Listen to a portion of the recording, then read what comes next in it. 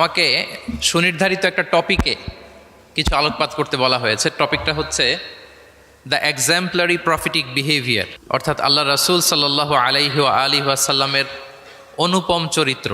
ওনার আচরণ কেমন ছিল, আল্লাহ রাসূল সাল্লাল্লাহু আলাইহি সাল্লামের বিহেভিয়ার কেমন ছিল, উনি মানুষের সাথে কেমন করে মিশতেন, কিভাবে ইন্টারেক্ট করতেন, ডিলিং করতেন, এবং সেখান থেকে আমাদের প্রাত্যহিক জীবনে, আমাদের ডে টু ডে লাইফে আমরা আসলে কি শিখতে পারি, সেই বিষয়টা নিয়ে আমরা কিছু আলোকপাত করবো ইনশাআল্লাহ বিইذনিল্লাহ। আম্মাজান আয়েশা রাদিয়াল্লাহু তাআলা আনহাকে যখন জিজ্ঞেস করা হতো যে কাইফা কানা খুলুকু রাসূলিল্লাহ, হে আম্মাজান আমাদের প্রিয় নবীজির আচরণ কেমন ছিল, তিনি বলতেন কানা খুলুকুহু আল কোরআন।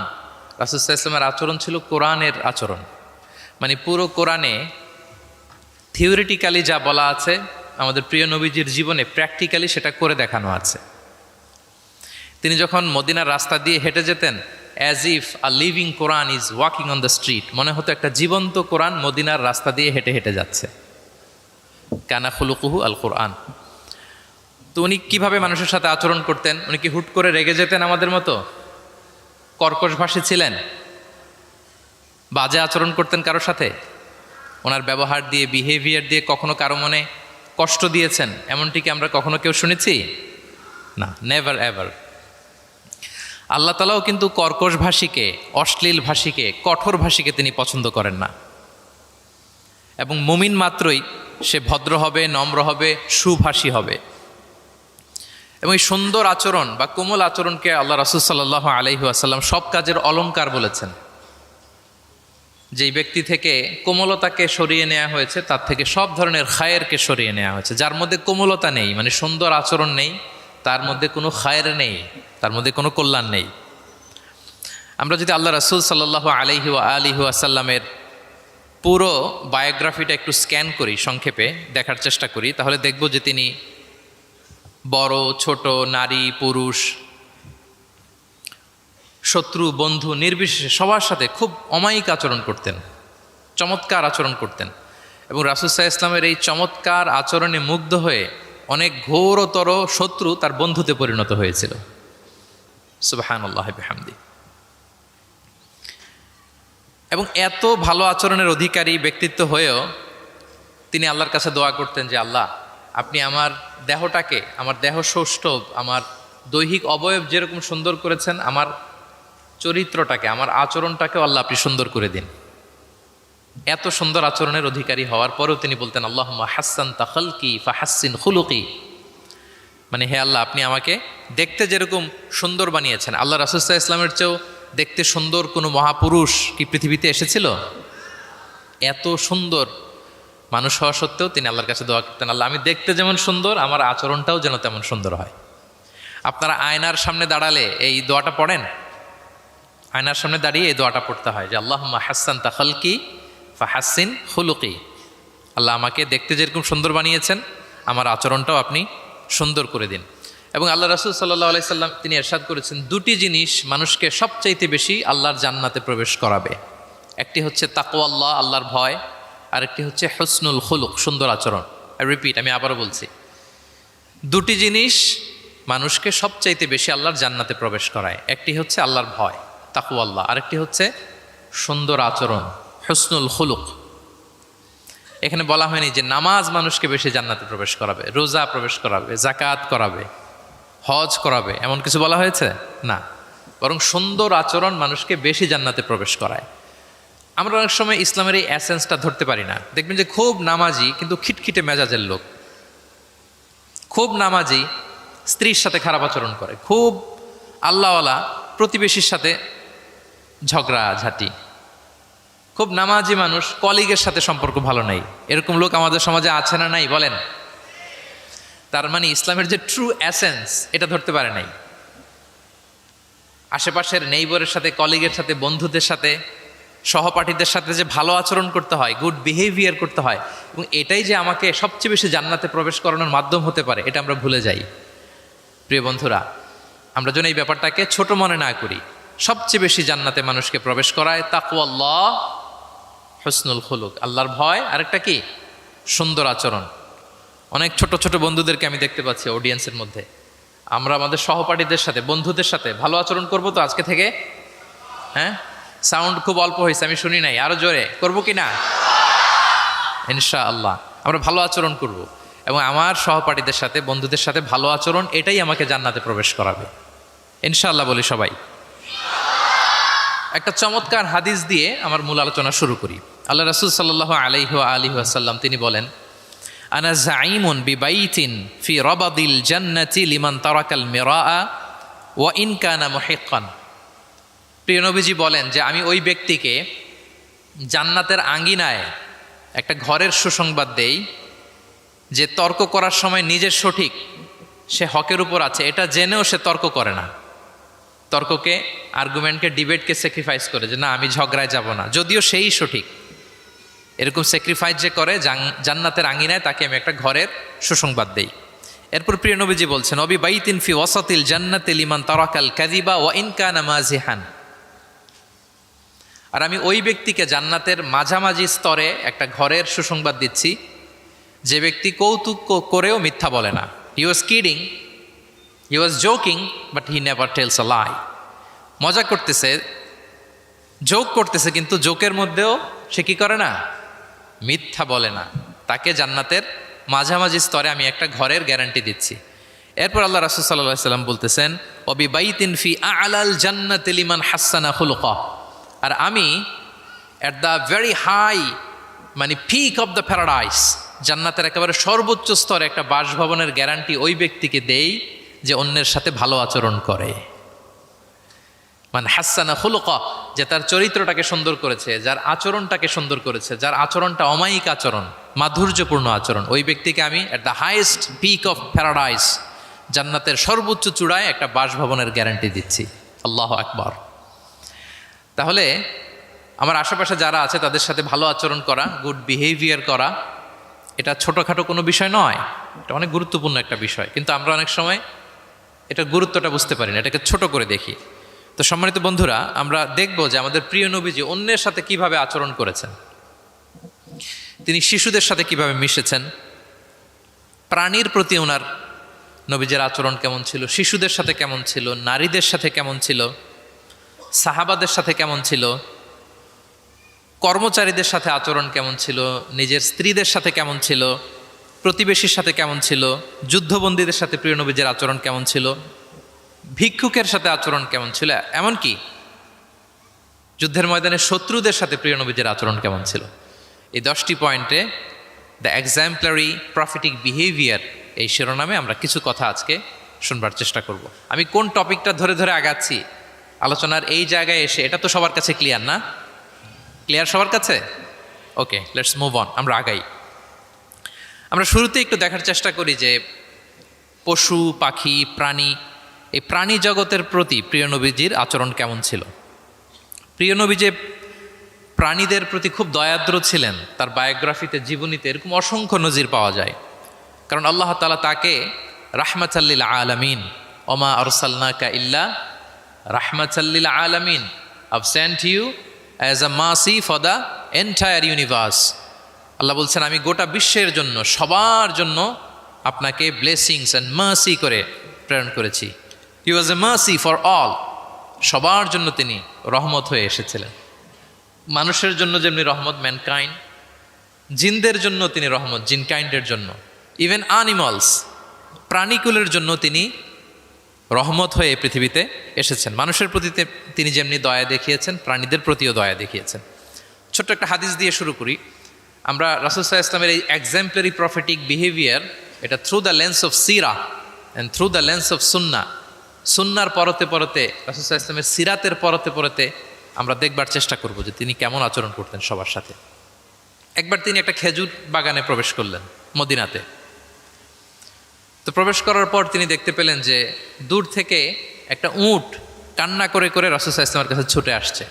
একটা উট কান্না করে আসতেছে। রাসূল সাল্লাল্লাহু আলাইহি ওয়াসাল্লামের দেখে অত্যন্ত দয়া হলো, মায়া হলো যে উটটা কেন কান্না করতেছে, এত এত বেশি কেন কান্না করতেছে। আল্লাহ রাসূল সাল্লাল্লাহু আলাইহি ওয়াসাল্লাম তিনি মমতা ভরে ওনার হাত দিয়ে উটের মাথায় আদর করতে আরম্ভ করলেন।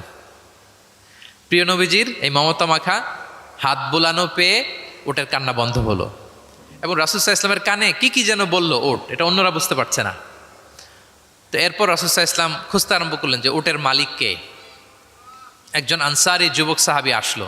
তখন রাসূল সাল্লাল্লাহু আলাইহি ওয়াসাল্লাম বলল যে তোমার এই উট আমার কাছে তোমার ব্যাপারে নালিশ করেছে যে তুমি একে ক্ষুধার্ত রাখো কিন্তু একে দিয়ে অনেক কাজ করাও। তুমি কি বোবা, এই নিরীহ প্রাণীটার ব্যাপারে আল্লাহকে ভয় করো না? কিয়ামতের দিন এটাই তোমার জাহান্নামের কারণ হয়ে যেতে পারে। খবরদার, এই নিরীহ প্রাণীটার ব্যাপারে তুমি আল্লাহকে ভয় করো। দেখেন, প্রিয় নবীজি ওটের মাথায় হাত বুলিয়ে ওটের কান্না বন্ধ করেছিলেন এবং ওটের মালিককে ওসিয়ত করেছেন যে খবরদার, প্রাণীর প্রতি কখনো এরকম রূঢ় কঠিন আচরণ করা যাবে না, তাদের প্রতি রহম দিল হইতে হবে। এভাবে আপনি সিরাতের পরতে পরতে অনেক ঘটনা পাবেন। আজকের এই সংক্ষিপ্ত পরিসরে এত রেফারেন্স হয়তো আমার উল্লেখ করা সম্ভব হবে না, এবং অ্যারাবিক টেক্সটগুলো বলে বলে অর্থ করে শোনানো অনেক সময় লেগে যাবে। আমি শুধু মূল কথাগুলো, বুলেট পয়েন্টসগুলো আপনাদের সাথে শেয়ার করবার চেষ্টা করবো ইনশাআল্লাহ বিইذনিল্লাহ। এই যে প্রাণীর প্রতি দয়া, ইসলামের একটা মূলনীতি হচ্ছে মুমিনের জীবনের প্রতিটি কাজে ইহসানের পরশ থাকতে হবে।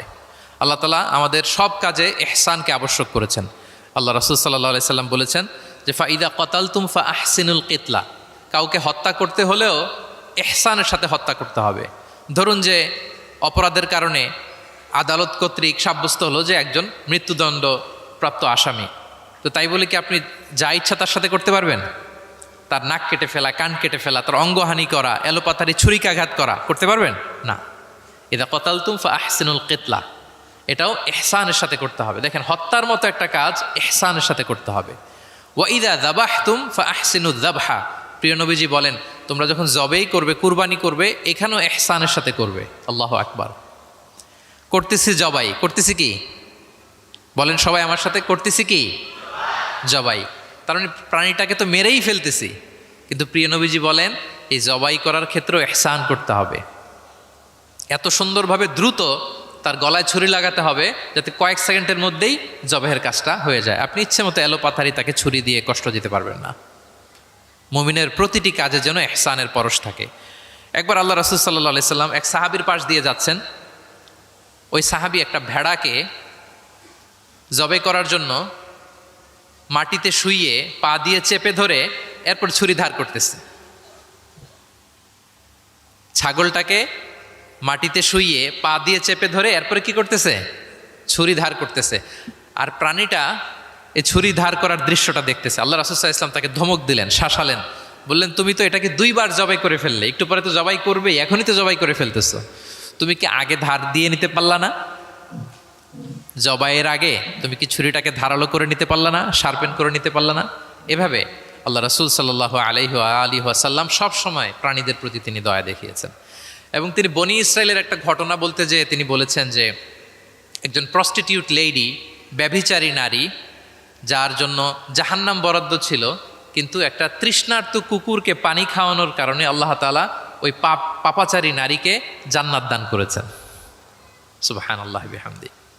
তার জন্য জাহান্নাম ছিল অবধারিত, কিন্তু একটা তৃষ্ণার্ত কুকুরকে পানি পান করার কারণে তাকে জান্নাত দিয়েছে কে?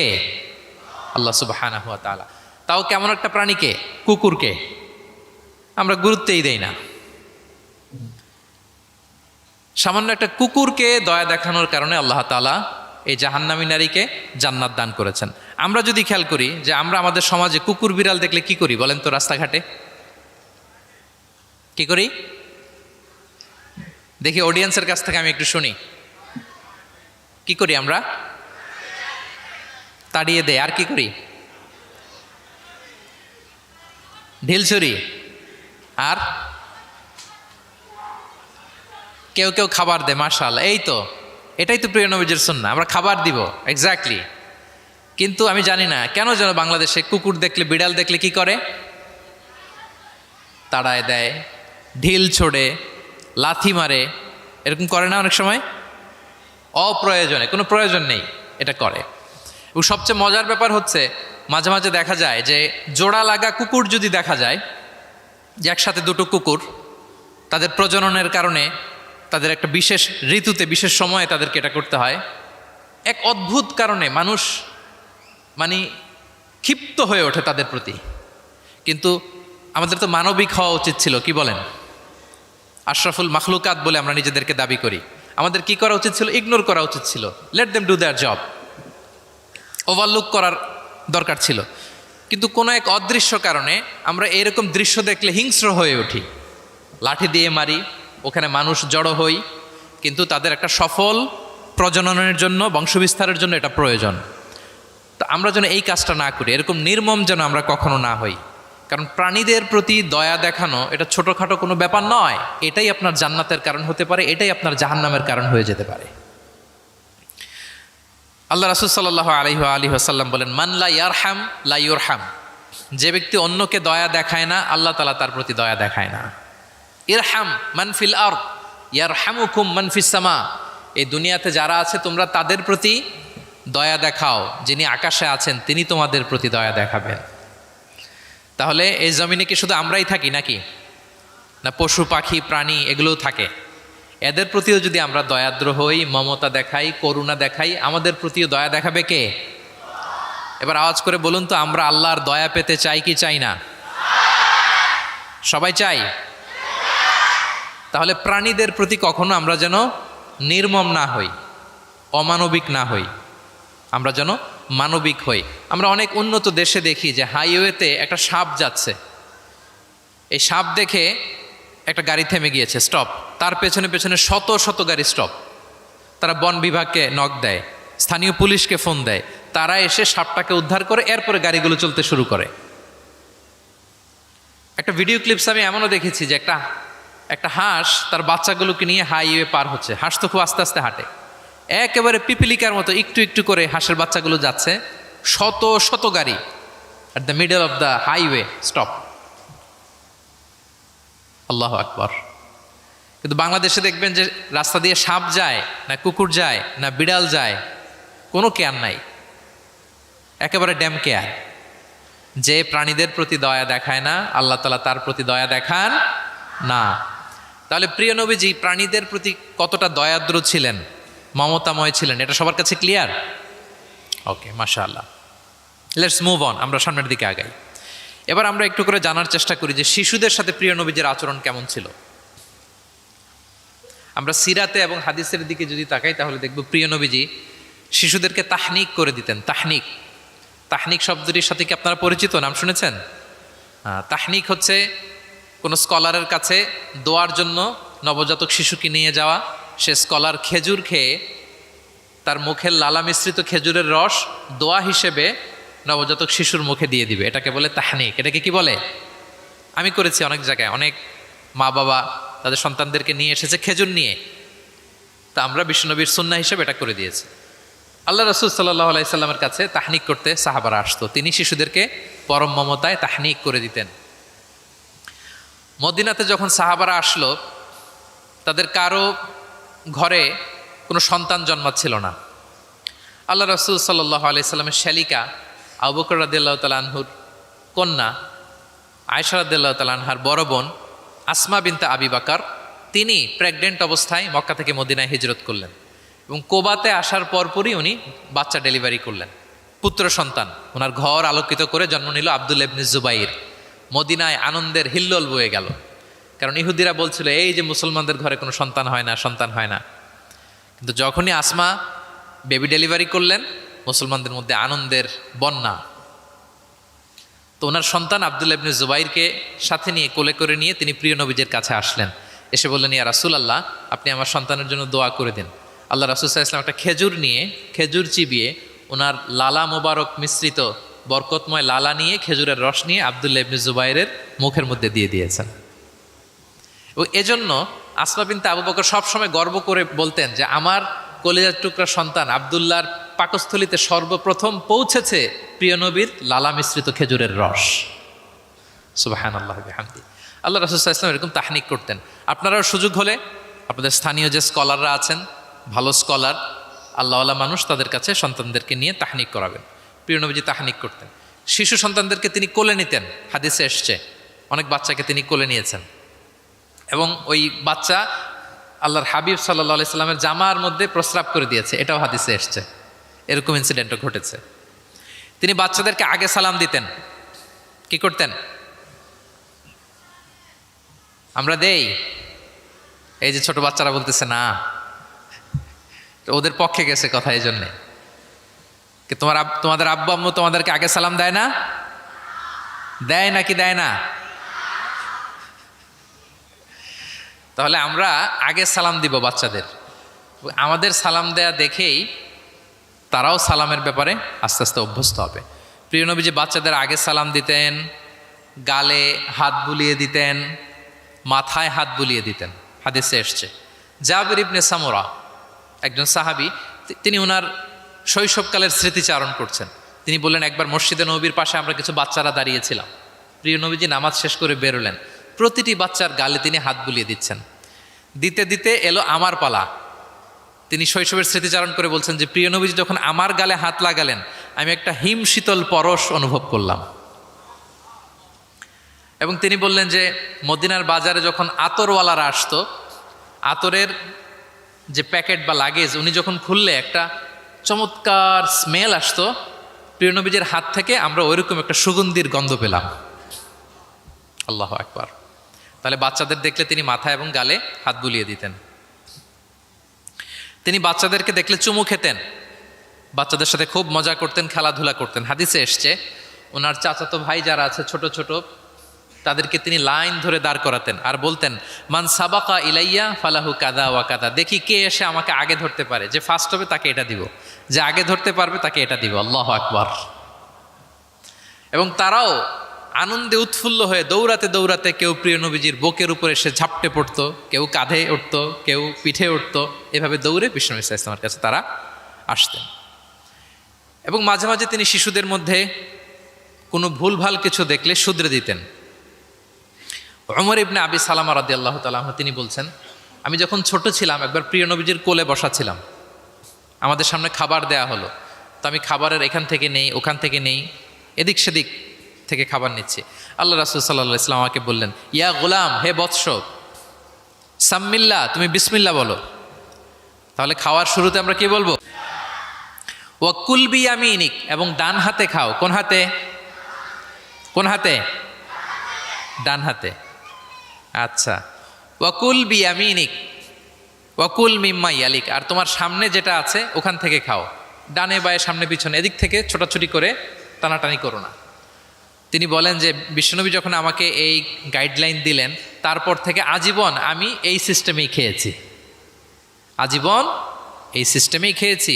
তাহলে এটিকেটস অফ হ্যাভিং ফুড, খাবারের যে এটিকেটস রাসূল সাল্লাল্লাহু আলাইহি ওয়াসাল্লাম বাচ্চাকে শিখিয়ে দিলেন।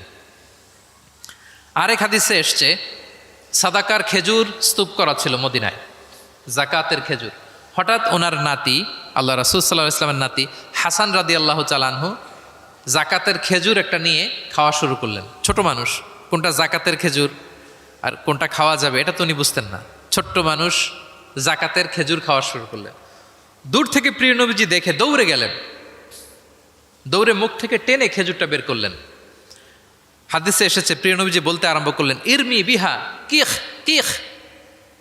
এটা একটা অ্যারাবিক এক্সপ্রেশন। কিখ কিখ মানে আমরা বাংলায় যেটা বলি ওয়াক, থু থু, থু মেরে ফেলে দাও। হাসান রাদিয়াল্লাহু তাআলা আনহু তিনি বললেন যে নানা ভাই, থু মেরে ফেলে দাও। আল্লাহ তাআলাম, তুমি কি জানো না, আন্না লা নাআকুলু সাদাকা, আমরা হাশিমি খানদান, আমরা কখনো সাদাকার কিছু খেতে পারবো না। আল্লাহু আকবার। তাহলে দ্য কনসেপ্ট অফ হালাল অ্যান্ড হারাম ছোটবেলা থেকে তিনি শিখাই দিলেন নাতিকে। এভাবে শিশুদেরকে আদর করতেন, ভালোবাসা দিতেন, মায়া মমতায় জড়িয়ে রাখতেন এবং ভুল করলে পরম মমতায় শুধরে দিতেন। তাহলে শিশুদের সাথে প্রিয় নবীজির কেমন আচরণ আমরা বুঝতে পারছি।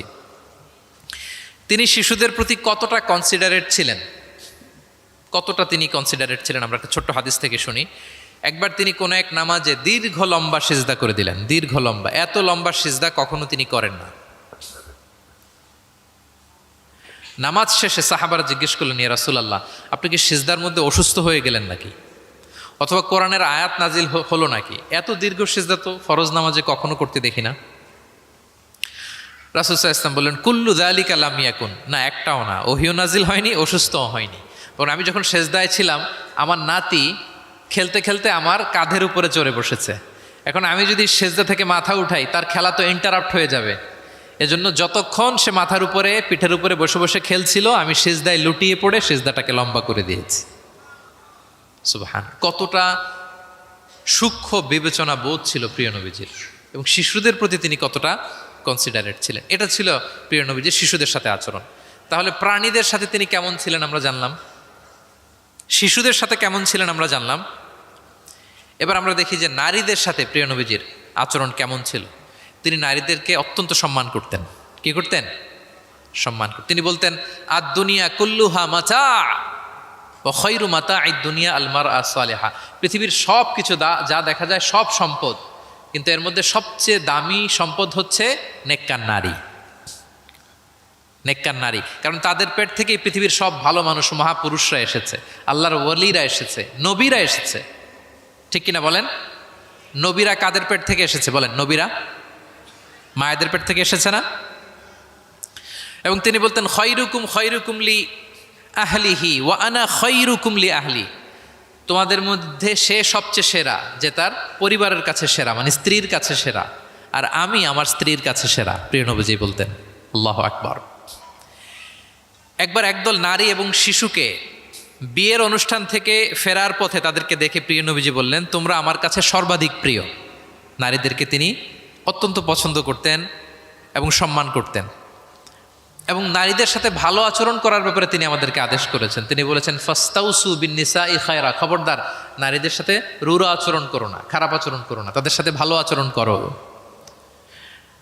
পুরুষদেরকে যেমনি ওটের উপর চড়িয়ে ওট টেনে হিচড়ে নিয়ে যাওয়া হয়, নারীদেরকে যেন এমনি না নেওয়া হয়। তিনি একবার বলছিলেন যে, খবরদার সাওকা বিল কাওয়ারির রিফকান বিল কাওয়ারির, মানে নারীদেরকে যখন ওটে চড়িয়ে হাওদাজে চড়িয়ে তোমরা টানো, ওহে সাহাবারা তাড়াহুড়ো করো না, ধীরস্থিরভাবে করো। অর্থাৎ তিনি বুঝাতে চাইলেন, কাওয়ারির মানে হচ্ছে কাচের তৈরি তৈজসপত্র বা বাসনপত্র। আমাদের ঘরে যে কাচের প্লেট, চামচ, গ্লাস আছে, এগুলো যদি সাবান দিয়ে আমাদের ধুইতে হয়, ক্লিন করতে হয়, আমরা কি করি? খুব সাবধানে এটাকে ধরি, রাখি, ক্লিন করি, তাই না? এটাকে খুব সফটলি ডিল করতে হয়। রাসূল সাল্লাল্লাহু আলাইহি ওয়াসাল্লাম সেটাই বললেন, নারীদেরকে কাচের সাথে তুলনা করে বললেন তাদের সাথে এরকম কোমল আচরণ করতে হবে। এবং তিনি বলেছেন, দুনিয়ার প্রতিটি মায়ের পায়ের নিচে আছে তার সন্তানের বেহেশত। সুবহানাল্লাহ। এবং সন্তান জন্ম দিতে যে কোনো নারী যদি ইন্তেকাল করে, প্রিয় নবীজি বলেন, ওই নারীকে আল্লাহ তাআলা কিয়ামতের দিন শহীদদের কাতারে দাঁড় করিয়ে দিবেন। আল্লাহ তাআলা যাকে একটি কন্যা দিয়েছেন তার জন্য একটি জান্নাত, দুইটি কন্যা দুইটি জান্নাত, যতগুলো কন্যা ততগুলো জাহান্নামের দরজা ব্লকেজ হয়ে যাবে। সুবহানাল্লাহ। এভাবে তিনি নারীদের সাথে আচরণ করেছেন। নারীরা মদিনার সমাজে প্রিয় নবীজির পেছনে সালাতে অংশগ্রহণ করত। প্রিয় নবীজির পেছনেই তারা সালাতে অংশগ্রহণ করতো। এখনও আপনারা মদিনাতে বা মাক্কাতে গেলে দেখবেন যে পুরুষদের পাশাপাশি নারীরাও সেখানে সালাতে অংশগ্রহণ করে। প্রিয় নবীজিকে ডিরেক্টলি তারা প্রশ্ন করতেন, কিউএস সেশনে অংশগ্রহণ করতেন, কোয়েশ্চেনিং আনসারিং সেশন। নারীদের মধ্য থেকে দাঁড়িয়েও তারা প্রশ্ন শুরু করে দিতেন। রাসূল সাল্লাল্লাহু আলাইহি ওয়াসাল্লামের সাথে সফরে অংশগ্রহণ করতেন। এভাবে প্রিয় নবীজি নারীদেরকে একটা মর্যাদার আসনে রেখেছেন, তাদের সাথে এইভাবে তিনি ডিল করতেন। এবার আমরা একটু জানার চেষ্টা করি যে সাহাবাদের সাথে প্রিয় নবীজির আচরণ কেমন ছিল, মানে যারা ছিল প্রিয় নবীজির সাথী তাদের সাথে আচরণ কেমন ছিল। আমরা জানি যে সাহাবারা হচ্ছে প্রিয় নবীজির হাতে গড়া ছাত্র, হাতে গড়া টিম।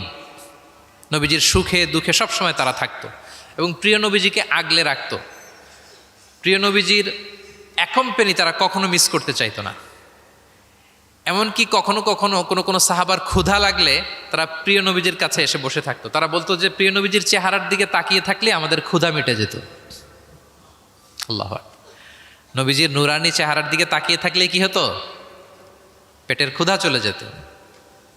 যে আয়াত দিয়ে আমি শুরু করেছিলাম, ফাবিমা রাহমাতিম মিনাল্লাহি লিনতা লাহুম ওয়ালাউ কুনতা ফাযযান গালিযাল কলবি লানফাদ্দু মিন হাওলিক।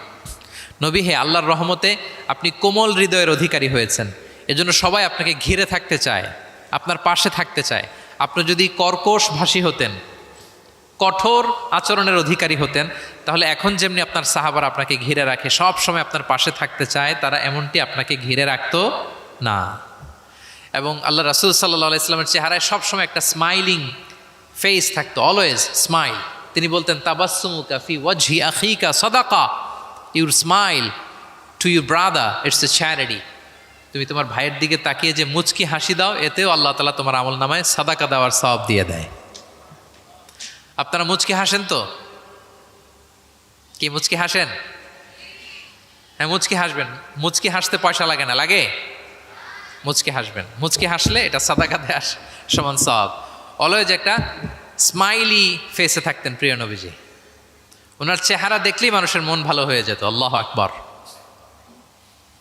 সাহাবাদের সাথে ওনার আচরণ কেমন ছিল, ডিলিংস কেমন ছিল? এক নম্বরে তিনি খুব কোমল আচরণ করতেন সাহাবাদের সাথে। কেউ যখন প্রিয় নবীজির সাথে কথা বলতো, ওই লোক কথা বলার সময় চোখ না ফেরালে প্রিয় নবীজি কখনো তার থেকে চেহারা ফেরাতেন না। মুসাফা করার সময় যিনি প্রিয় নবীজির সাথে মুসাফা করেছেন, ওই লোক হাত টেনে না নিলে প্রিয় নবীজি কখনো হাত টেনে নিতেন না। সুবহানাল্লাহ, হোয়াট এ হাম্বল পার্সোনালিটি। তিনি সাহাবাদের প্রতি এতটাই কোমল ছিলেন, একটা ছোট্ট হাদিস থেকে আমরা একটু বোঝার চেষ্টা করি। তিনি সাহাবাদের নিয়ে বসা ছিলেন, এক বেদুইন এসে মসজিদে নববীতে 2 রাকাত নামাজ পড়ল।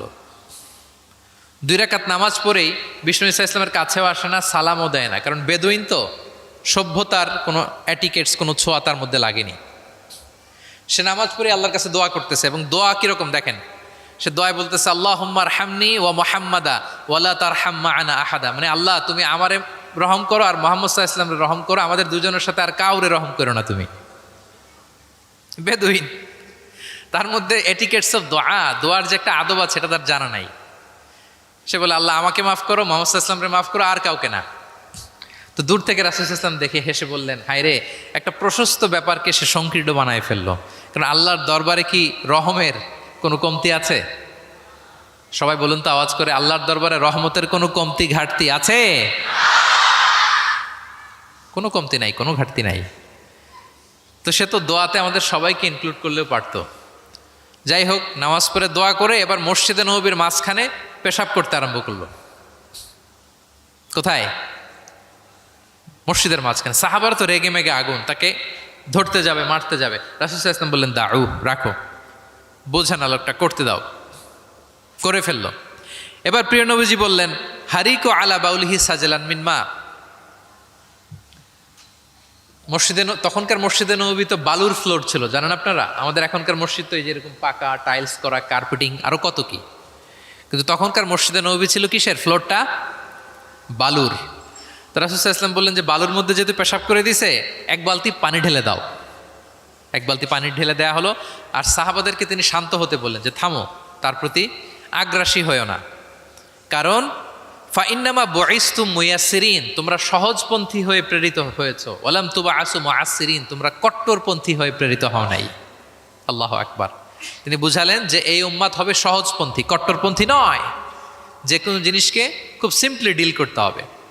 এবার তিনি ওই বেদুনকে ডেকে পাঠালেন, বললেন আচ্ছা, তুমি যে মসজিদের ভেতরে তোমার উট ঢুকালে এবং মাঝখানে পেশাব করে দিলে, তুমি কি জানো এটা এই কমিউনিটির এবাদতগাহ, এই মদিনার সোসাইটির এটা একটা মসজিদ। আমরা এখানে নামাজ পড়ি, আল্লাহর জিকির করি, এখানে কোরআন তেলাওয়াত করি, এই জায়গায় বসে তোমার পেশাব করা কি ঠিক হলো? প্রিয় নবীজি যখন ভালোবেসে তাকে কাছে ডেকে বুঝালেন, সে মাথা নিচু করে এবার কাচুমাচু করতে আরম্ভ করলো। সে লজ্জিত হয়ে প্রিয় নবীজির কাছে ক্ষমা চাইল। সুবহানাল্লাহ বিহামদি। তাহলে তিনি সাহাবাদের প্রতি কতটা কোমল আচরণের অধিকারী ছিলেন, এই হাদিস থেকে আমরা বুঝতে পারলাম। তিনি সাহাবাদের জন্য দোয়া করতেন, প্রাণ ভরে দোয়া করতেন। একবার তিনি ওয়াশরুম সেরে, রাসূল সাল্লাল্লাহু আলাইহি ওয়াসাল্লাম তো সব সময় অজু অবস্থায় থাকতেন, শুধু ওয়াশরুম সেরে আবার অজু করা পর্যন্ত যে টাইমটা, এতটুকু ছাড়া। ওয়াশরুম সেরে আসলেন, এসেই দেখেন একটা পাত্রের মধ্যে কে যেন অজুর পানি রেখে দিছি। খুশি হয়ে গেলেন তিনি। তিনি বললেন যে আমার যে এখন অজুর পানি লাগবে, এটা কে বুঝলো, কে রাখলো? বলা হলো যে এটা আব্দুল্লাহ রেখেছে, ছোট্ট আব্দুল্লাহ, ওনার কাজিন আব্দুল্লাহ ইবনে আব্বাস, ওনার চাচাতো ভাই। উনি এত খুশি হলেন ছোট্ট আব্দুল্লাহর এই কাজে, যে আমার যে এখন অজুর পানি লাগবে এটাও কি করে বুঝলো। উনি এত খুশি হলেন, খুশি হয়ে তার জন্য একটা দোয়া করলেন। তিনি বললেন যে আল্লাহুম্মা ফাক্কিহু ফিদ্দীন ওয়া আল্লিমহু তা'ওয়িল। আল্লাহুম্মা আল্লিমহুল কিতাব, মানে আল্লাহ তুমি তাকে কোরআনের জ্ঞান শিক্ষা দিও, কোরআনের খুঁটিনাটি জ্ঞান তুমি আব্দুল্লাহকে শিক্ষা দিও। এবং প্রিয় নবীজির দোয়ার বরকতে আব্দুল্লাহ ইবনে আব্বাস রাদিয়াল্লাহু তাআলা আনহু তিনি রাইসুল মুফাসসিরিন, গোটা বিশ্বের সব মুফাসসিরদের সম্রাট হয়ে গিয়েছেন। পৃথিবীতে যত মুফাসসির আসবে তার মধ্যে হেড অফ মুফাসসির, চিফ সম্রাট হচ্ছেন আব্দুল্লাহ ইবনে আব্বাস রাদিয়াল্লাহু তাআলা। ওই প্রিয় নবীজির দোয়া। আমি গত সপ্তাহে ওনার মসজিদ ভিজিট করে এসেছি তায়েফে। উনি শেষ জীবনে তায়েফে থাকতেন, ওখানে ইন্তেকাল করেছেন, ওখানেই ওনাকে কবরস্থ করা হয়েছে। বিশাল মসজিদ আছে, মসজিদ আব্দুল্লাহ ইবনে আব্বাস রাদিয়াল্লাহু তাআলা। এভাবে তিনি দোয়া করতেন। আনাস রাদিয়াল্লাহু তাআলা আনহুর মা মদিনায় যখন প্রিয় নবীজি আসলেন, সবাই প্রিয় নবীজিকে বিভিন্ন গিফট দেয়, কেউ এটা দেয় ওইটা দেয়, বিভিন্ন ধরনের হাদিয়া দেয়। তো উম্মে সোলাইম গরিব মানুষ, উনি এসে বলেন, ইয়া রাসূলুল্লাহ, সবাই আপনার সাথে দেখা করে কিছু না কিছু হাদিয়া দেয়, আমার তো হাদিয়া দেওয়ার কোনো সামর্থ্য নাই, আমি কি দিব আপনাকে? আমার এই ছোট্ট ছেলেটাকেই আপনার আমি হাদিয়া দিয়ে দিলাম। ছেলেটার নাম হচ্ছে আনাস। কি নাম? আনাস রাদিয়াল্লাহু তাআলা। প্রিয় নবীজির খাদেম, কর্মচারী ছিলেন।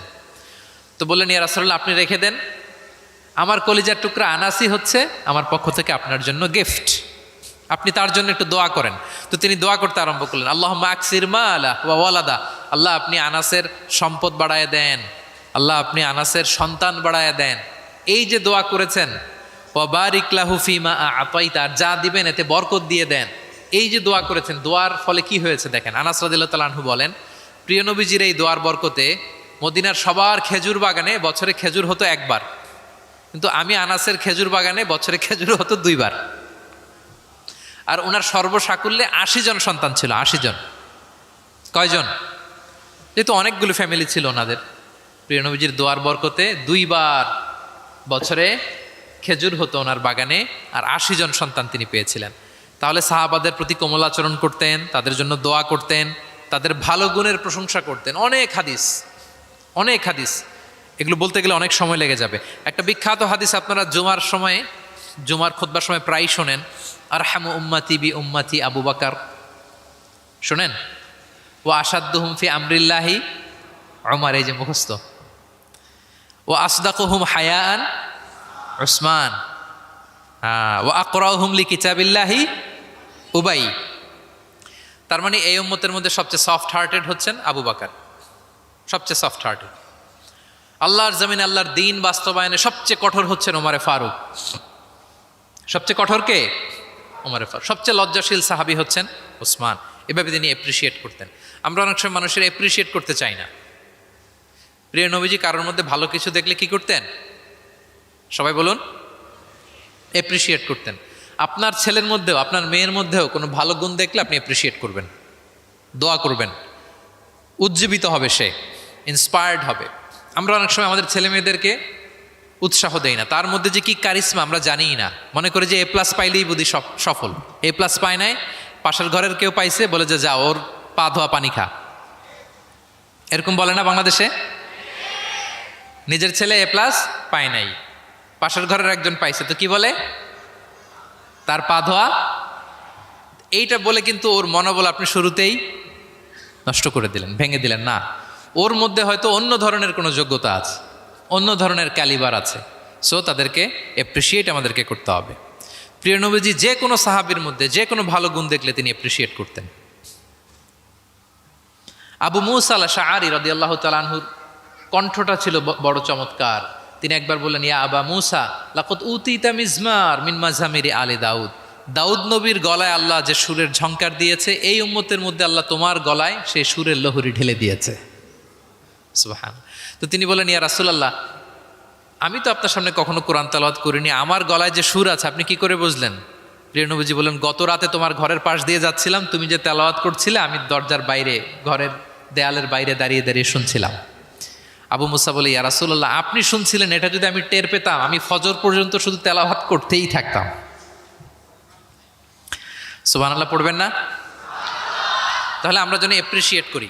প্রিয় নবীজি অ্যাপ্রিসিয়েট করতেন, সাহাবাদেরকে যথাযথ তারবিয়া দিতেন, তাদের সাথে মাঝে মাঝে রসিকতা করতেন, খোশ গল্প করতেন, সাহাবীদের সাথে একসাথে মিলেমিশে কাজ করতেন।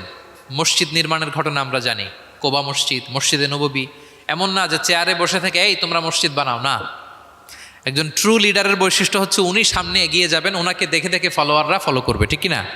প্রিয় নবীজি নিজে মাটি বহন করেছেন, পাথর বহন করেছেন, নিজে খন্দকের পরীক্ষা খনন করেছেন, পেটে পাথর বেঁধেছেন। এটা ছিল সাহাবাদের সাথে প্রিয় নবীজির ইন্টারাকশন, ডিলিংস, মেলামেশা। এবার আমরা একটু দেখি যে প্রিয় নবীর যারা খাদেম ছিলেন, কর্মচারী ছিল, তাদের সাথে কেমন আচরণ ছিল। আমরা তো আমাদের বাসায় পান থেকে চুন খসলেই হাত তুলে ফেলি কাজের লোকদের গায়ে, এরকম দেখি না আমরা? দেখেছেন পত্রপত্রিকায়? খুব বেশি মানুষের অধিকার নিয়ে কথা বলে, মানবাধিকার কর্মী, কিন্তু ঘরের গৃহকর্মী যারা আছে পিটিয়ে একেবারে পিঠ লাল করে ফেলছে, এরকম দেখি না আমরা? কথার কাজের কোনো মিল নাই। কিন্তু প্রিয় নবীজির বায়োগ্রাফি যদি আমরা স্ক্যান করি তাহলে দেখব আম্মাজান আয়েশা রাদিয়াল্লাহু তাআলা আনহা বলেন তিনি কখনো তার কোনো কর্মচারীর গায়ে হাত তুলেননি। আরে হাত তোলা তো দূর কি বাত, তিনি কটু কথাও বলেন নাই, ধমকও দেন নাই। সরাসরি ওনার খাদেম আনাস রাদিয়াল্লাহু তাআলা আনহুর জবানবন্দি শুনুন।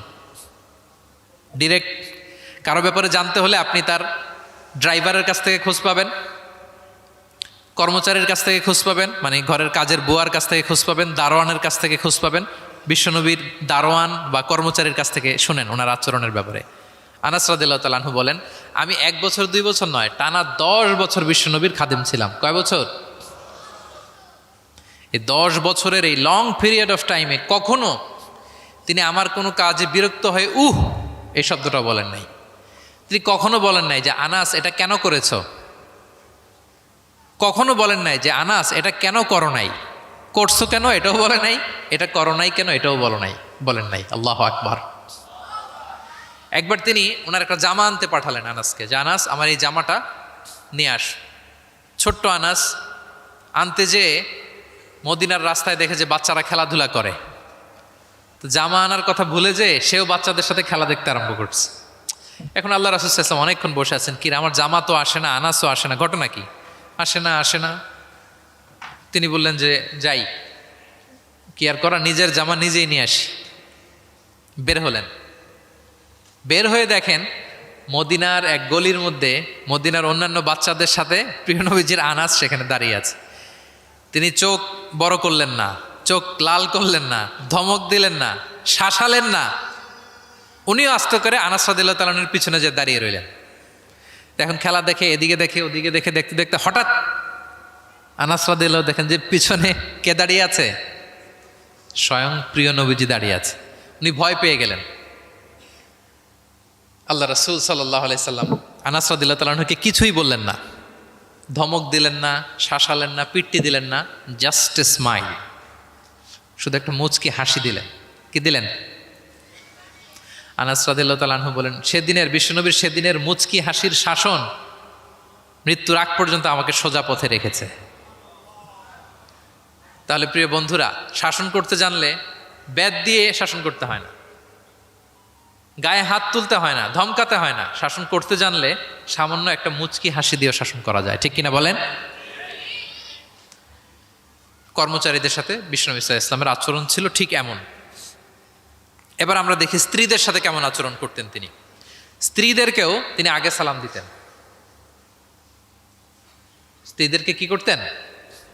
আগে সালাম দিতেন। আমাদের মধ্যে একটা ভুল বোঝাবুঝি আছে, আমরা অনেক সময় মনে করি যে না, স্ত্রীদের হয়তো আগে সালাম দিতে হবে, স্বামীরা সালাম দিবে না, এরকম একটা টেন্ডেন্সি থাকে। এটা ভুল। সবাইকে আগে সালাম দেওয়ার একটা কম্পিটিশন আমাদের মধ্যে থাকতে হবে। সালাম মানে হচ্ছে শান্তি। সালাম মানে কি? শান্তি। আপনি যদি ঘরে শান্তি ঢুকাতে চান আগে সালাম দিবেন। আমাদের ঘরটা, আমাদের প্রত্যেকের পরিবার, ঘর, সংসার, এটা শান্তিময় হোক। বলুন তো আমরা চাই কি চাই না? তাহলে এই ঘরে আমরা সালাম ঢুকাবো। কি ঢুকাবো? আওয়াজ করে সবাই বলুন, কি ঢুকাবো? ঘরে যেই প্রথমে কি করব আমরা? ঘরে যেই আমরা সালাম দিয়ে ফেলবো, আসসালামু আলাইকুম। দেখবেন যে কোনো ঝগড়া নাই, কোনো অশান্তি নাই। অনেকে বলে যে হুজুর ঘরের ভেতরে শুধু অশান্তি, অনেক অশান্তি, অনেক ঝগড়া। এরকম হয় আপনাদের? আপনাদের হয়? এর কারণ হচ্ছে শান্তির পয়গাম আমরা ঘরে ঢুকাই নাই। শান্তির পয়গাম আমরা ঘরে ঢুকাই নাই। ঘরে ঢুকে আমরা সালাম দিব। প্রিয় নবীজি আগে সালাম দিতেন। আম্মাজান আয়েশা বলেন যে অনেক চেষ্টা করেছি আমি দিব, লুকিয়ে থাকতাম মাঝে মাঝে, কিন্তু অনেক দূরে থেকেই বিশ্বনবী বলে ফেলতেন আসসালামু আলাইকুম রাহমাতুল্লাহ। স্ত্রীদেরকে আগে সালাম দিতেন। মসজিদ থেকে নামাজ থেকে বের হয়ে স্ত্রীদেরকে ঘর পর্যন্ত পৌঁছে দিতেন। ঘরের ছোটোখাটো কাজে তিনি সহায়তা করতেন। নিজের জামার সেলাই করতেন, মাঝে মাঝে জামা থেকে চুল থেকে উকুন বের করতেন, হাদিসে আছে। ছাগলের দুধ নিজে দহন করতেন, হাদিসে আছে। সাংসারিক কাজে সহযোগিতা করতেন এবং খুবই হৃদ্যতাপূর্ণ সম্পর্ক ছিল স্ত্রীদের সাথে। আম্মাজান আয়েশা রাদিয়াল্লাহু তাআলা আনহা কোনো পেয়ালার যেই জায়গা থেকে দুধ পান করতেন, ঠিক পেয়ালাটা নিয়ে ওই জায়গা থেকেই প্রিয় নবীজি দুধ পান করতেন। আম্মাজান আয়েশা রাদিয়াল্লাহু তাআলা আনহা কোনো গোশত বা হাড্ডি কিছু অংশ খেয়ে রেখে দিলে প্রিয় নবীজি ওইটা নিয়ে ওখান থেকে খাওয়া শুরু করে দিতেন। মাইমুনা রাদিয়াল্লাহু তাআলা আনহা এবং প্রিয় নবীজি ওনার স্ত্রী আমাদের আম্মাজান একই মগ দিয়ে একই বালতি থেকে একসাথে শেয়ার করে গোসল করেছেন, হাদিসে এসেছে। কত মধুর সম্পর্ক ছিল। একবার আয়েশা রাদিয়াল্লাহু তাআলা আনহাকে নিয়ে তিনি একটা সফরে বেরিয়েছেন। মরুভূমির মাঝখানে পুরো কাফেলাকে তিনি ইনস্ট্রাকশন দিলেন, তাকাদ্দামু তাকাদ্দামু, মানে তোমরা এগো, সামনে আগো, সবাই সামনে যাও। পুরো কাফেলা সামনে চলে গেল। এবার মরুভূমির মাঝখানে কেউ নাই, প্রিয় নবীজি আর আয়েশা রাদিয়াল্লাহু তাআলা আনহা। আল্লাহ রাসূল সাল্লাল্লাহু আলাইহি ওয়াসাল্লাম বললেন যে আয়েশা, চলো আমরা একটু দৌড় প্রতিযোগিতা করি, দেখি কে কার আগে দৌড়াতে পারে। তো দুজনেই দৌড়ালেন। ওই সময়টাতে আম্মাজান আয়েশা রাদিয়াল্লাহু তাআলা আনহা বয়স কম ছিল, একটু গড়নে পাতলা ছিলেন। উনি দৌড়ে ফাস্ট হয়ে গেলেন, আগে চলে গেলেন। প্রিয় নবীজি পেছনে পড়ে রইলেন। ঠিক একই ঘটনার অবতারণা ঘটলো আরো কয়েক বছর পরে আরেক সফরে। আবারও প্রিয় নবীজি সবাইকে বললেন, তাকাদ্দামু তাকাদ্দামু, মানে পুরো কাফেলা সামনে যাও। কাফেলা আবার সামনে চলে গেল। মাঝরাতে প্রিয় নবীজি আবার আম্মাজান আয়েশাকে বললেন যে আয়েশা, চলো আজকেও আমরা একটু দৌড় প্রতিযোগিতা করি। কিন্তু কয়েক বছরের ব্যবধানে আম্মাজান আয়েশা রাদিয়াল্লাহু তাআলা আনহা তখন একটু হেলদি হয়ে গেছেন, আগের মতো আর জোরসে দৌড়াতে পারছেন না। ওই দিন প্রিয় নবীজি আম্মাজান আয়েশাকে পেছনে ফেলে তিনি সামনে চলে গেলেন। আম্মাজান আয়েশা রাদিয়াল্লাহু তাআলা আনহা পেছনে পড়ে রইলেন। তো প্রিয় নবীজি আয়েশা রাদিয়াল্লাহু তাআলা আনহাকে বলেন, ইয়া আয়েশা হাযিহি বিতিলকা সাবকা, ওই যে বছর কয়েক আগে তুমি আমাকে হারায় দিছিলে, আজকে তোমাকে হারায় দিলাম। 3-4 বছর আগে তুমি হয়ে গেছিলা চ্যাম্পিয়ন, আমাকে হারায় দিছো, আজকে ওটার শোধবাদ করে নিলাম, সমান সমান হয়ে গেল। আল্লাহু আকবার! কি সুমধুর, কি অমায়িক, কি জান্নাতি সম্পর্ক ছিল। তাই বলে স্বামী স্ত্রীর মাঝে যে কোনো খুনসুটি, মিষ্টি ঝগড়া, মনোমালিন্য চলতো না এমনটা না, এটা চলতো, সবার জীবনেই থাকে, এটা প্রিয় নবীজির জীবনেও ছিল। তো তখন আল্লাহ রাসূল সাল্লাল্লাহু আলাইহি ওয়াসাল্লাম বলতেন, আয়েশা ইন্নী লা আ'লাম ইযা কুনতি আন্নী রাদিয়া ওয়া ইযা কুনতি আলাইয়া গাদবা। আয়েশা, আমি কিন্তু টের পাই কখন তুমি আমার প্রতি খুশি আর কখন তুমি আমার উপর রেগে আছো, আমি কিন্তু বুঝে ফেলি। তা আম্মাজান বলেন যে আপনি কি করে বোঝেন? তা রাসূল সাল্লাল্লাহু আলাইহি ওয়াসাল্লাম বললেন, যখন তুমি আমার উপর রেগে থাকো তখন দোয়া করার সময় তুমি বলো রব্বি ইব্রাহিম, মানে হে ইব্রাহিমের রব আপনি আমাদেরকে ক্ষমা করেন, হে মুসার রব আপনি আমাদেরকে ক্ষমা করেন। আর যখন তুমি আমার উপর খুশি থাকো তখন দোয়ার সময় তুমি বলো রব্বি মোহাম্মদ, হে মোহাম্মদের রব আপনি আমাদেরকে ক্ষমা করেন, হে মোহাম্মদের রব আপনি আমাদের উপর দয়া করেন। মানে তুমি যখন রেগে থাকো তুমি ইচ্ছে করে আমার নামটা মুখে নিতে চাও না, আমি কিন্তু বুঝে ফেলি। আম্মাজান আয়েশা বলেন, ইয়া রাসূলুল্লাহ মা আহজুরু ইল্লা ইসমাক, আমি তো শুধু আপনার নামটাই বাদ দেই, মুখ থেকেই বাদ দেই, কিন্তু আমার হৃদয় থেকে তো কখনোই আপনাকে সরাতে পারি না। হৃদয়ে সবসময় আপনি থাকেন ইয়া রাসূলুল্লাহ। তাহলে প্রিয় বন্ধুরা, স্ত্রীদের সাথে, ওনার তো অনেকগুলো স্ত্রী ছিল, এই স্ত্রীদের সাথে ওনার কেমন আচরণ ছিল আমরা বুঝতে পারলাম। এবার আমরা একটু দেখি যে প্রতিবেশীদের সাথে প্রিয় নবীজির আচরণ কেমন ছিল। আপনারা বোরিং হচ্ছেন না তো? আরো কয়েক মিনিট শুনবেন ইনশাআল্লাহ, ইনশাআল্লাহ। আরো 1 ঘন্টা? আচ্ছা, প্রতিবেশীর সাথে প্রিয় নবীজির আচরণ কেমন ছিল আমরা শুনি। আল্লাহ রাসূল সাল্লাল্লাহু আলাইহি ওয়াসাল্লাম সবসময় প্রতিবেশীদের সাথে অত্যন্ত ভালো আচরণ করতেন। তিনি বলতেন, মান কানা ইউমিনু বিল্লাহি ওয়াল ইয়াউমিল আখির ফালইউকরিম জারাহ, যে আল্লাহ বিশ্বাস করে এবং আখিরাতে বিশ্বাস করে সে যেন প্রতিবেশীর সাথে ভালো আচরণ করে, প্রতিবেশীকে যেন সম্মান করে। এবং আবু যার গিফারি রাদিয়াল্লাহু তাআলা আনহুকে তিনি বলতেন যে, আবু যার তুমি যদি মারাক রান্না করো, মানে ঝোল, আমরা নেহারি খাই না গরুর পায়া দিয়ে, গরুর পায়া দিয়ে যে ঝোল রান্না করে এটাকে কি বলেন আপনারা? নেহারি। তো তিনি বললেন যে আবু যার যখন নেহারি রান্না করবে, ঝোল জাতীয় কিছু রান্না করবে, পানি একটু বেশি দিও যাতে তোমার প্রতিবেশীর সাথে তুমি শেয়ার করতে পারো। প্রতিবেশীর ব্যাপারে কতটা কনসার্ন ছিলেন তিনি।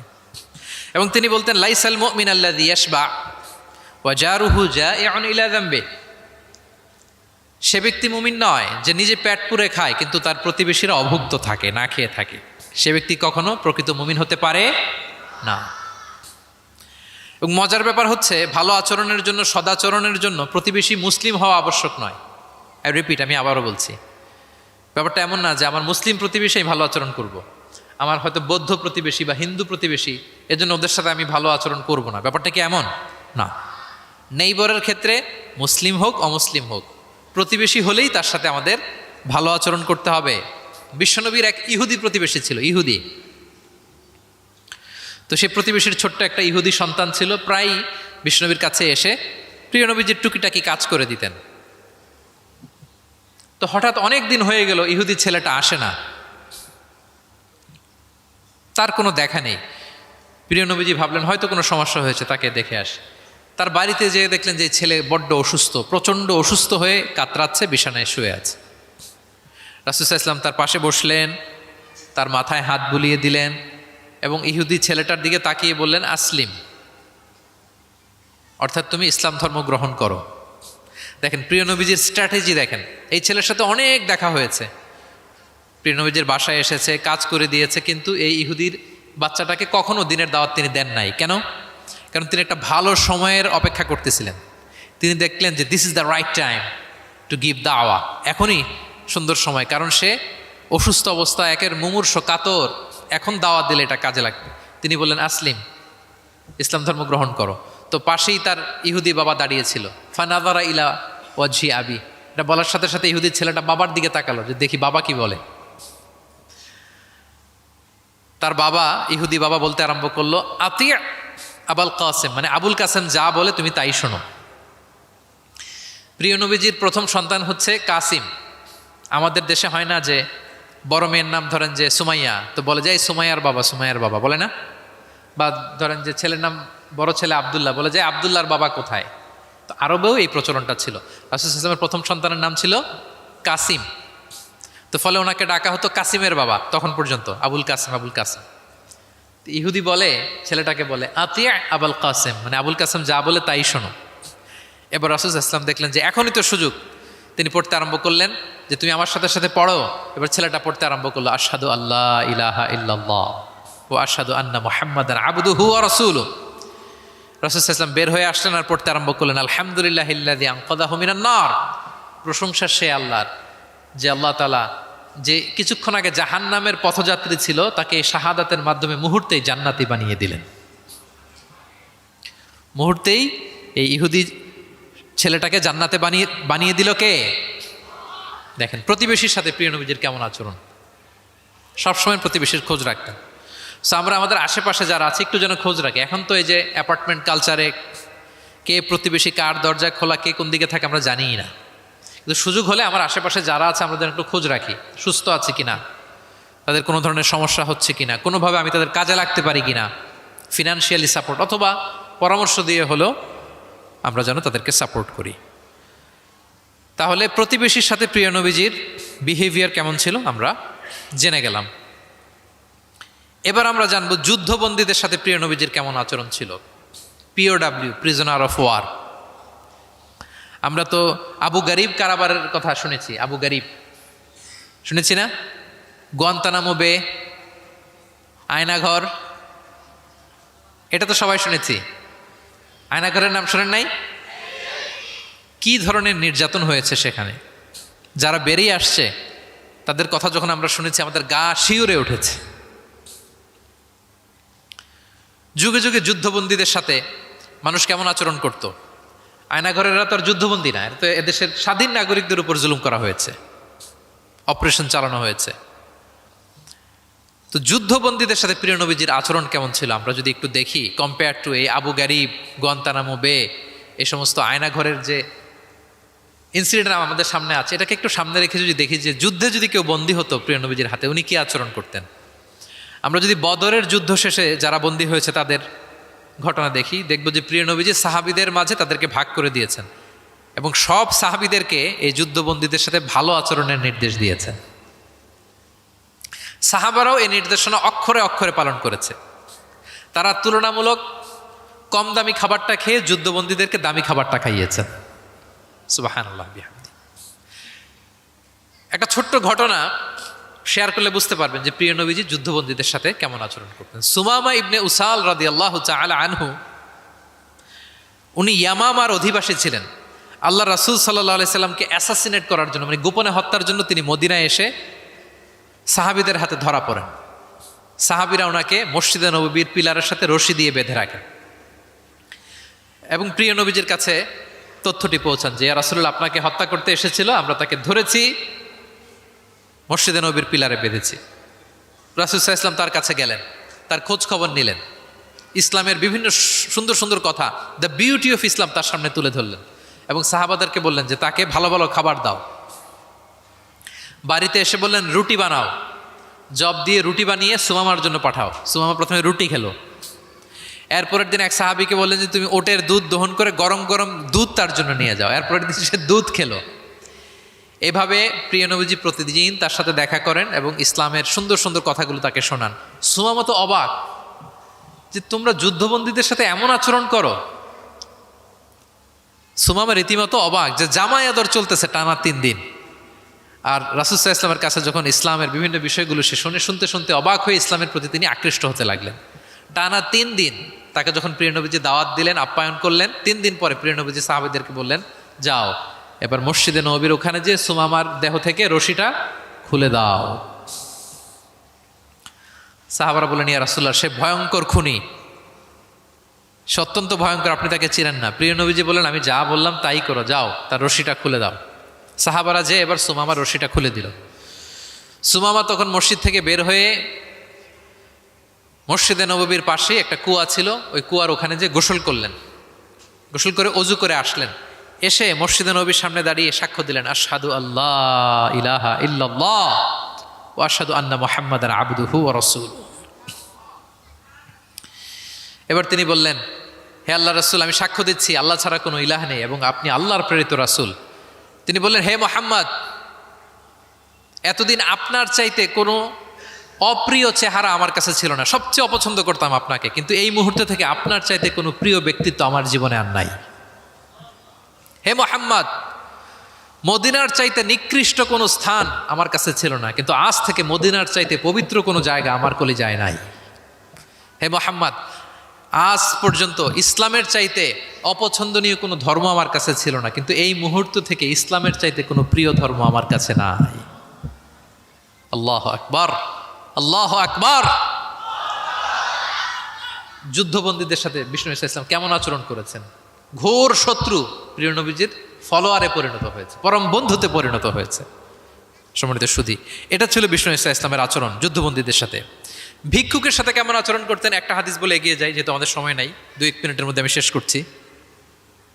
প্রিয় নবীজির একটা অভ্যাস ছিল, কেউ কিছু চাইলে না করতে পারতেন না।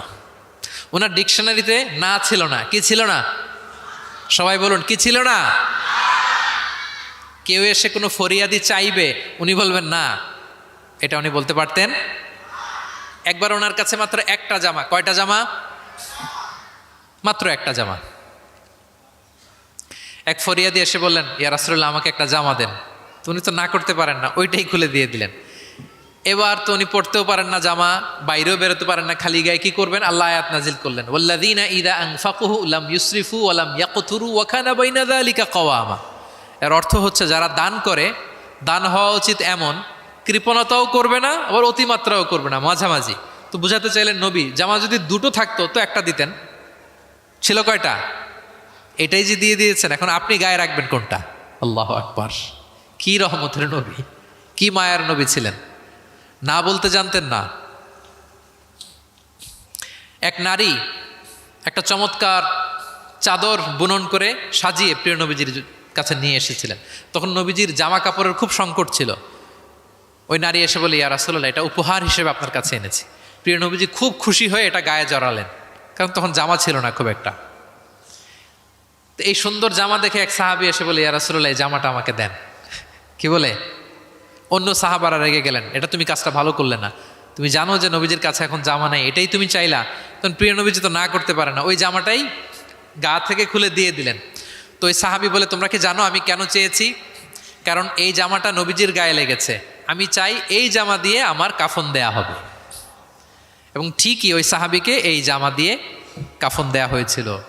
ভিক্ষুকের সাথে কেমন আচরণ। একবার তিনি চাদর পরিহিত অবস্থায় রাস্তা দিয়ে হাঁটছিলেন, এক ভিক্ষুক এসে ওনার গায়ের চাদর ধরে এমন জোরে টান মারলেন, গলিদুল হাসিয়া, ওই চাদরের এই পাশে ডিজাইন করা ছিল, প্রিয় নবীজির ঘাড়ের এদিকে চামড়ায় দাগ পড়ে গেল, তিনি ব্যথা পেলেন এবং বললেন, ইয়া মুহাম্মদ মুরলি মিন মালিল্লাহ, দাও কোষাগারে কি আছে ওখান থেকে আমারে কিছু দাও।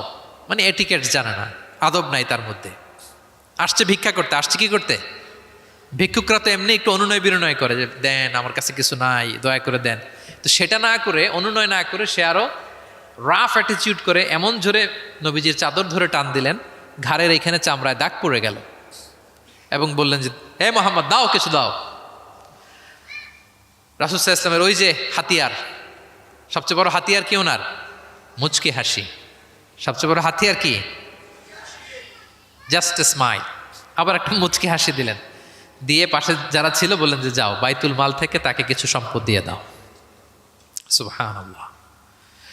একটা কঠিন সিচুয়েশন যখন আমরা রিয়্যাক্ট করি, রেগে যাই, ফকির এসে যদি আপনার জামা ধরে টান দেয়, ওরা কি দিবেন? কি করবেন? মাইট দিবেন? যে বলে যে মাইট দিব। প্রিয় নবীজি মুচকি হাসি দিয়ে বলেন যাও তাকে দিয়ে দাও। তাহলে এভাবে তিনি ওনার অনুপম বিহেভিয়ার দিয়ে, আচরণ দিয়ে মানুষের হৃদয় জয় করেছেন।